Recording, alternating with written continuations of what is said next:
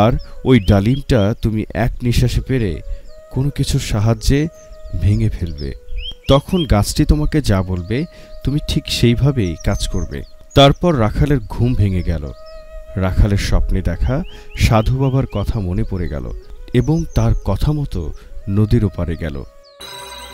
সেখানে গিয়ে দেখতে পেল সেই ডালিম গাছটি এবং ভিন্ন রকম ডালিমটি পেরে একটি পাথরের সাহায্যে ভেঙে ফেলল।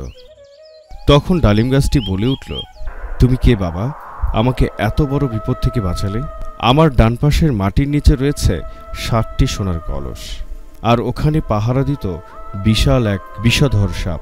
গাছের গোড়ায় বিষধর সাপ থাকার কারণে আমার গাছের ডালিম লোকের মুখে তিতো লাগতো বলে কেউ আমার ডালিম খেত না, আর এত ডালিমের ভার বহন করা আমার খুব কষ্ট হতো।